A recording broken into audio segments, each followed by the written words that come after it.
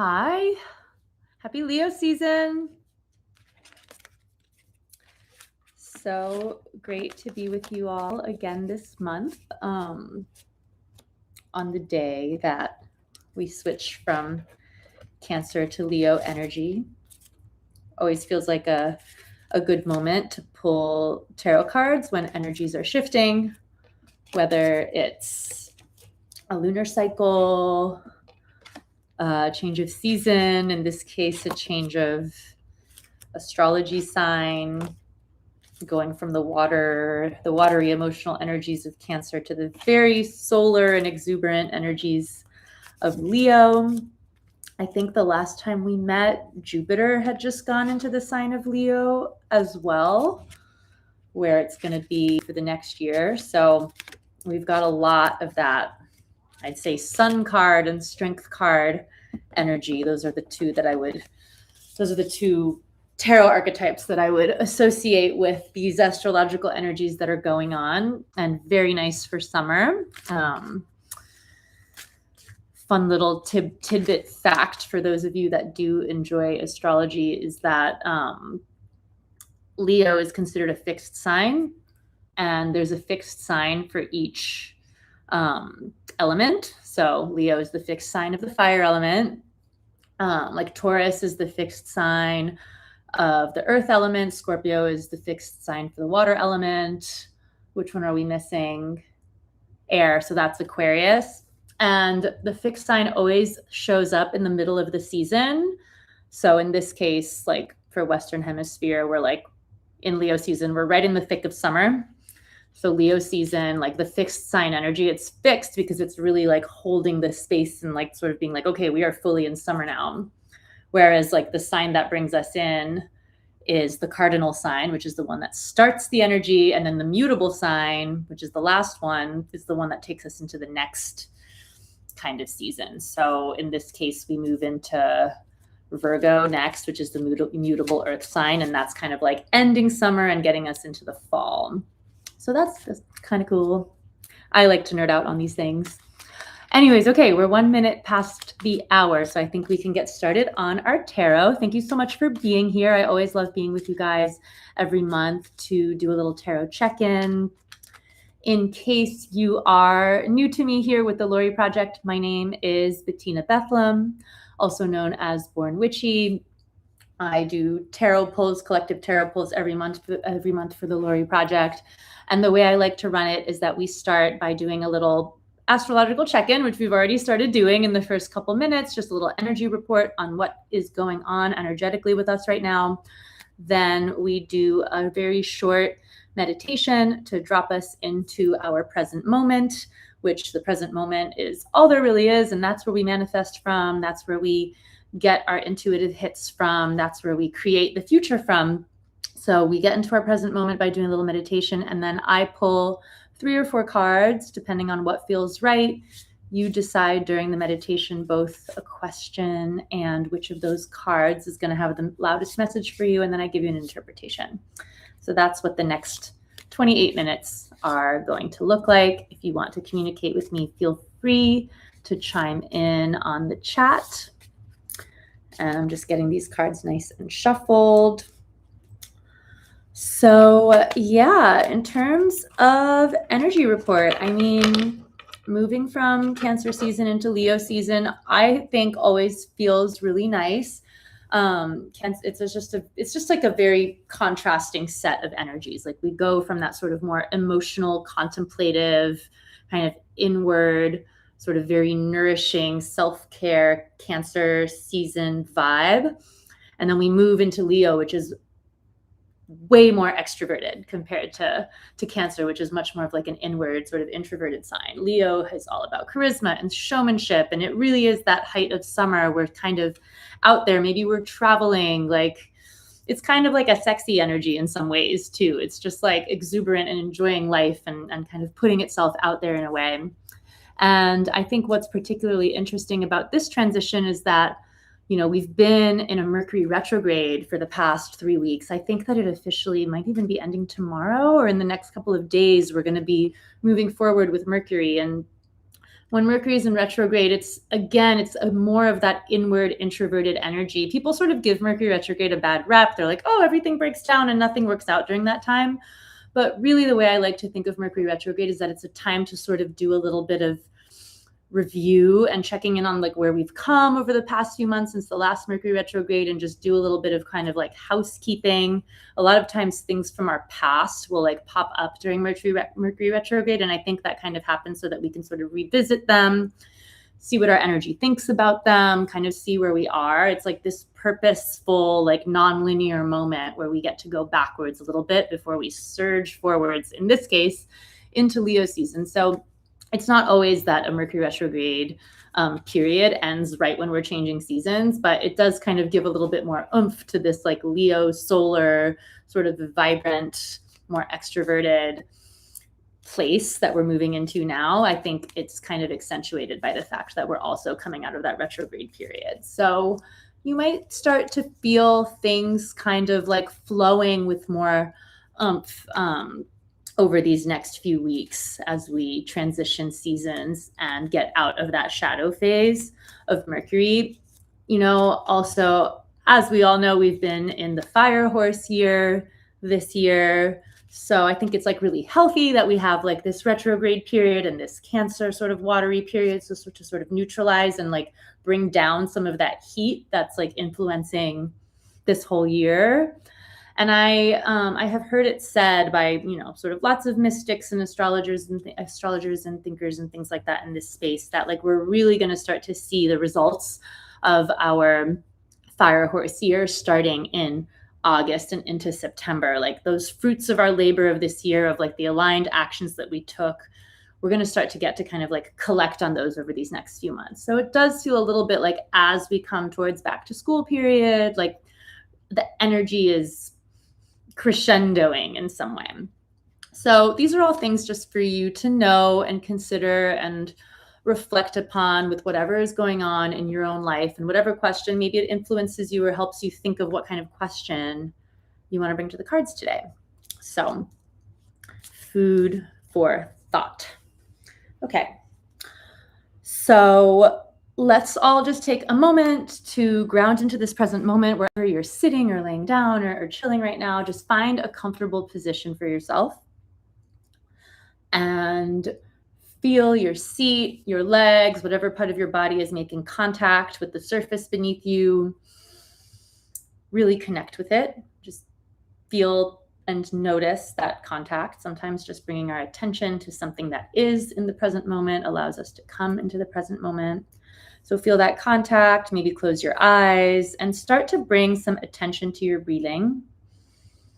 If it feels comfortable, you can breathe in and out through your nose. If it feels comfortable, you can start to lengthen those breaths a bit. Maybe breathing in for a count of 3 or 4 or 5. Maybe holding it in at the top for a moment and then exhaling long as well. Continuing this breathing pattern of just taking long breaths in and out. Allowing that attention on this very sort of mundane but important bodily function of breathing to bring you into the now moment.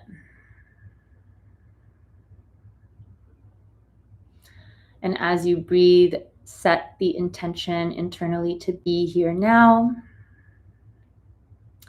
to set aside any worries or to-dos that might be waiting for you after this session. They will be there when we're done. For now, all you have to do is be present. Setting the intention that during this time we have together, that you will be in contact with your intuition, with your spirit, that the messages and wisdom and information that you need to hear right now to guide you towards your highest good will come through. And setting the intention that all is well, all is guided, all is happening for your evolvement and your well-being. And asking your intuition right now, what is it that I would like to focus on today with the tarot? What is top of mind, top of heart for me? Perhaps there's a specific situation that you're seeking guidance on, a topic area in your life, a person, or alternatively, maybe you are simply looking for a little energetic check-in or a message for where to place your focus this next month. A message of what should be let go of or what should be called in, or just what do I need to know right now? You can keep it really simple. So allow yourself to zero in on the feeling of question. You don't have to articulate it perfectly, just kind of like know what it is that you're asking about today. You don't even have to put it into words if you don't want to. It can just be a feeling. If you like putting it into words, sometimes it's fun to try to just define it by a single keyword. Like if your question is, what should I be grateful for right now? Maybe your word is gratitude. Perhaps if you're not sure what to do about some sort of specific situation, your word is clarity.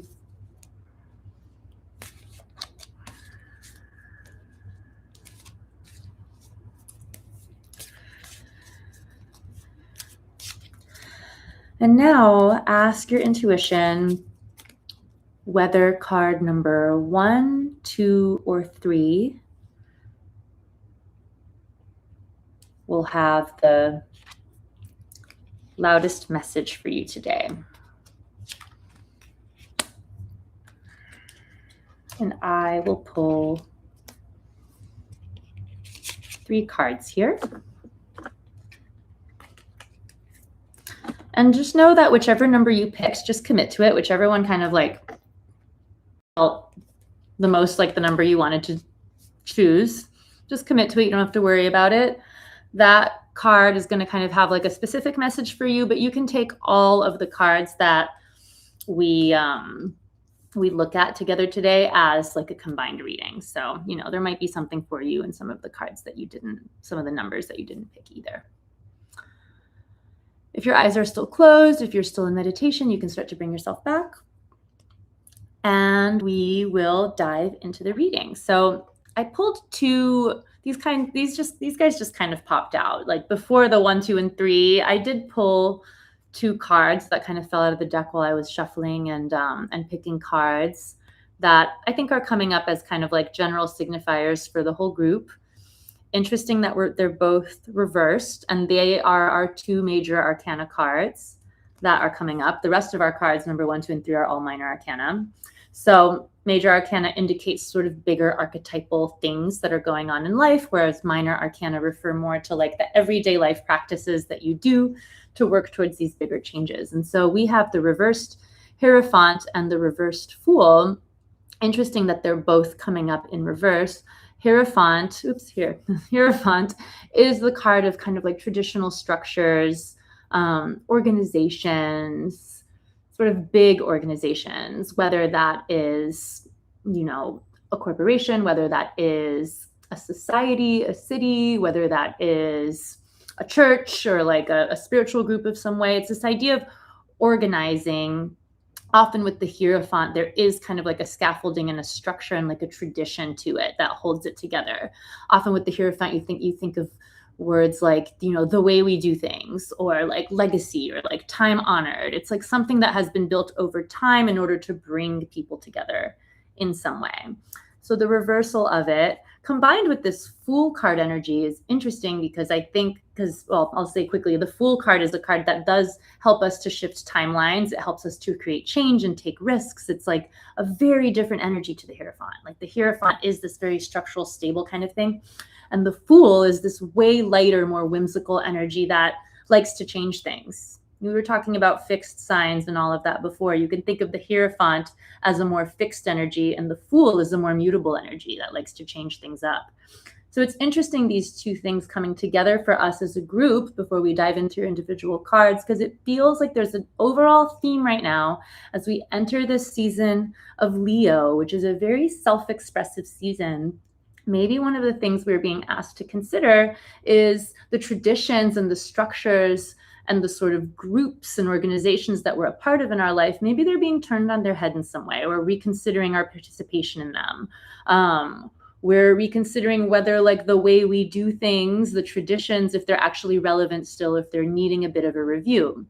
The reversed Fool tells me that there's probably a little bit of a hesitation or a difficulty in changing it. It's kind of this idea that like it's hard to move fixed energy. It's quite embedded. Sometimes we need to like really take some scary risks with that Fool, like, and turn it upside down and be like, you know what, we actually are going to do this reorg or this restructure of whatever this thing is going to be. But you know, it's kind of like an energy that doesn't want to be dislodged with a dislodger energy. Interesting to think about that, just as like an initial message of like, how are the structures of our lives changing as we move into the second half of the year, as we move through the year of the horse, which is a very innovative year? What are the sort of more structural things that are maybe a bit more stubborn that we could really take a look at and use that Leo exuberant creative energy to actually bring some movement to? Kind of cool. Okay. So that's a general message for everyone. But if you picked card number 1, then you are working with this reversed Knight of Cups energy. And the Knight of Cups is all about journeys of the heart, journeys of the emotions. It's bringing the adventurousness of the Knights into matters of the heart and feelings and emotions. It can be a very romantic energy, a very sort of like Romeo Casanova kind of flirty energy, but it can also be like a little bit impulsive and immature. Like, I don't know, the thing that's coming to mind is like the Knight of Cups isn't necessarily like marriage material, but it is like fun and flirty material. It's reversed. So if you picked card number 1, like, it brings a seriousness to a very sort of flirty and playful card. So what could that mean for you if you picked card number 1? Maybe it's that this sort of like denser, more watery period and Mercury retrograde period has kind of brought a little bit of a sense of seriousness to things for you. And that is something that maybe that's what wants to be dislodged a little bit right now, is can we turn this card right side up and bring a little bit more playfulness and flirtiness and fun to this summer, and like let it just kind of be a little bit light. Like I said, it's not marriage material. It's like flirting and dating and fun material. And I think that's what this card wants for you, is to bring this sense of flirtation and fun and lightness, rather than thinking of the whole big picture, into this month of Leo, and finding what you discover through that play and lightness and joy. And frivolity even. Like, these things are important too. We think of them as kind of like silly, I think, sometimes, but what the Knight of Cups says is like, no, pleasure and joy and fun and flirtation with life, whether you're literally flirting with someone or whether it's like a flirtation with a new hobby or like a friend or just like a trip that you want to take. It's like bringing that sense of lightness and like, yeah, not having a 5-year plan, really just being like, how do I make this Leo season a time of joy for me? So I think card number 1 is asking you to consider how you can bring a bit more playfulness and flirtiness and joy into this season. And if you have questions about how that specifically applies to something that you asked, feel free to ask in the comments. So if you picked card number 2, you have the 5 of Swords. So it's interesting. I'm already getting this sense that, you know, we go from this reversal of playfulness and fun to the 5 of Swords, which is also a card that has a seriousness to it. And our last card is serious too. So there's this sort of serious tone here that I think when we talk about that Hierophant and that Fool energy that came before, that like wants to be broken up right now. Like, maybe there was a lot that was being processed in this last month, these last couple of months, that felt kind of heavy. And I think the cards are asking us now to see if we can break that up a little bit and bring a little bit more whimsy in, because the 5 of Swords to me always is indicating argument or a conflict or like something that's kind of feeling challenging and difficult to us. It's kind of like a lay down the swords energy. With the 5 of Swords, it's kind of like whatever that conflict is, continuing to fight about it and grapple with it and think about it and ruminate on it isn't actually going to solve any problems. Like, in a battle, there are no winners. It's this idea of maybe like healthy conflict resolution, of actually laying down the swords and the sharp tongues and the worries and the anxieties, and like trying a different approach that feels more peaceful, more balanced. Like the antidote to something like the Five of Swords, which is this kind of like conflicted, stressed out energy, is to balance things out, to put down the thinking, to put down the talking even. Often with the Five of Swords, it is kind of like say less and redirect your energy to the other elements. Like, let's say, just as an example, if you've got the Five of Swords and you're in some sort of like conflict or discussion with your partner and like it's not being resolved and you can't see eye to eye, this is almost kind of saying like, okay, stop talking about it. Stop trying to figure it out using the swords element of air, and like take a weekend trip together, or like go do something fun in the city you live in, or like go get into your bodies and go for a hike. Like it's kind of like take yourself out of the context of that air element that's feeling conflicted and focus it somewhere else. Knowing that sometimes things get resolved in unexpected ways. It doesn't always have to be said. I think that this is something that is kind of something that we are learning as a society in our time. We're learning about things like healing modalities like this that Lori Project like helps us all get access to. We're learning about emotional intelligence. We're learning about somatics and like the idea that the body keeps the score and that some things just get processed through the body, and realizing that not everything has to be processed through the swords element, which is our ability to think things through and communicate things through and logic things through. Like some things can be felt through. Some things can be processed without us even ever saying a word, but instead feeling through it. So I think if you picked card number 2, you're being asked to sort of like lay down your swords, lay down your words, lay down your thinking, and allow this thing to process through a different way that feels less confusing in some way. I think sometimes we can talk ourselves into circles. It's almost like if you say a word over and over again, it starts to lose meaning. That's kind of that Five of Swords of like, the communication might not be working, so maybe there's another method. And it might feel like a different way of doing things. Like when you think about that reversed Hierophant card, it's like, it might be different than the way we do things normally, but it might bring sort of a new timeline for you. It might bring like an awakening of like different ways to resolve things that might actually feel better. So last but not least, if you picked card number 3, you have the Seven of Wands on your side. So yeah, we have 5s and 7s. These are like these uneven numbers in the minor arcana that bring confusion and dissonance and dissolving of things, but that's not necessarily a bad thing. Again, like one thing I think that's really cool about the tarot is that it helps us to sort of see life in a more holistic way and in a less judgmental way of like, this is good and this is bad. It's more like, no, this is life.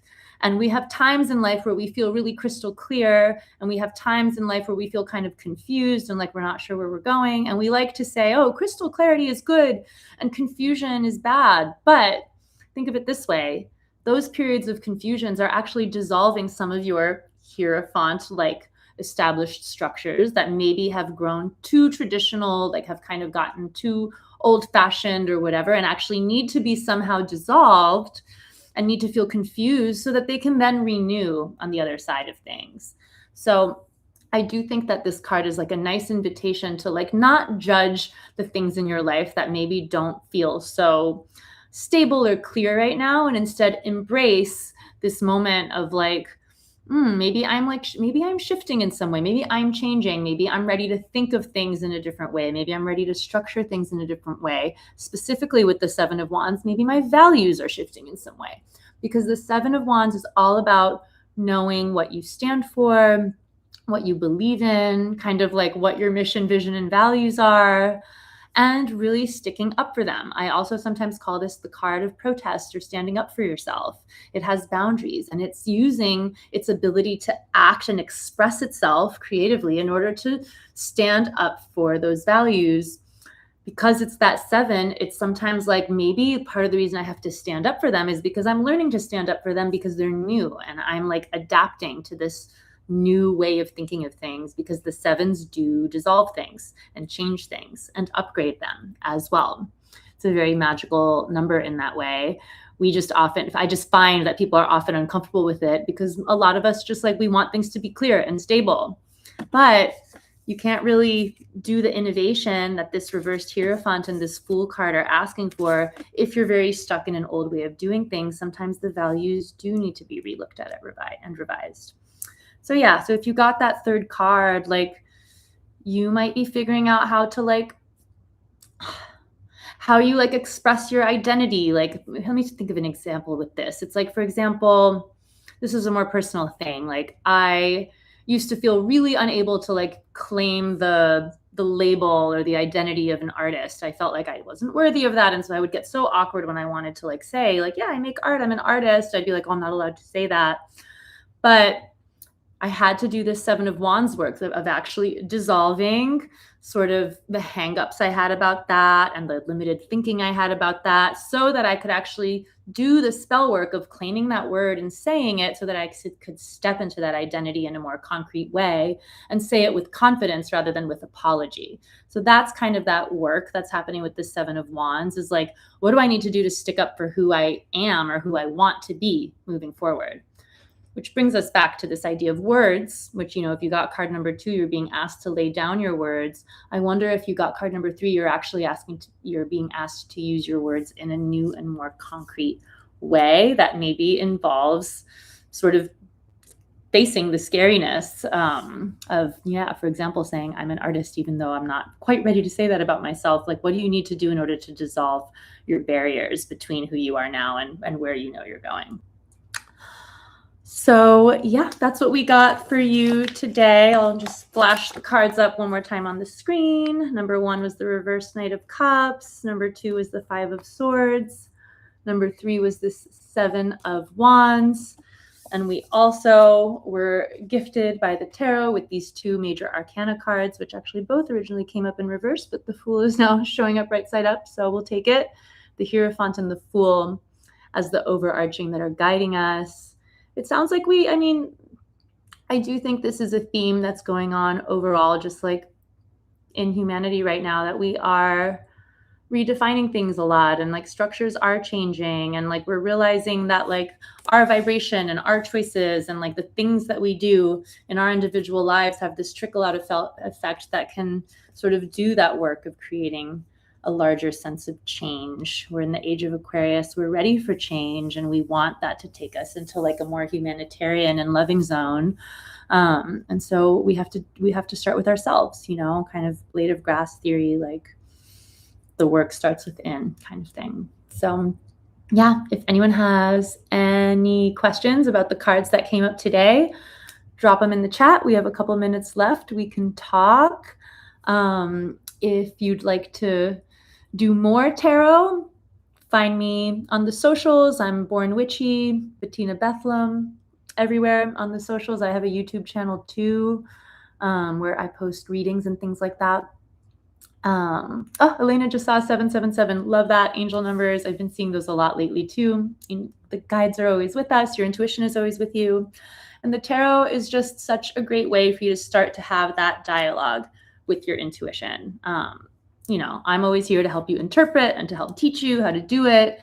But I really recommend everyone get a tarot deck and just start pulling cards, and like, don't even worry what the meaning is. Like, don't feel like you have to go and ask Claude or ChatGPT. Just pull the card and say, what do I feel when I look at this card? And that's just such an interesting exercise. There's nothing for you to kind of like get right with the tarot. It's more about like what comes up for me beyond my logic through my intuition. That is an insight that might help me. It's way less about getting it right than it is about having a relationship with yourself and your knowing and your trust in yourself, which you are the most important person for you to have a trusting relationship with. And I think the tarot is really, really helpful for establishing that. All right. So I will see you guys next month. In the meantime, you know where to find me on the socials, reach out.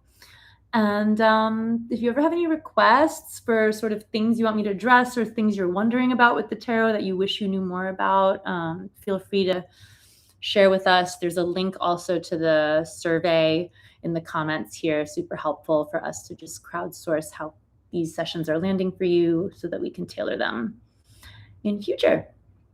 Okay, everyone. Happy Leo season. Enjoy this solar moment. Enjoy the sunshine wherever you are.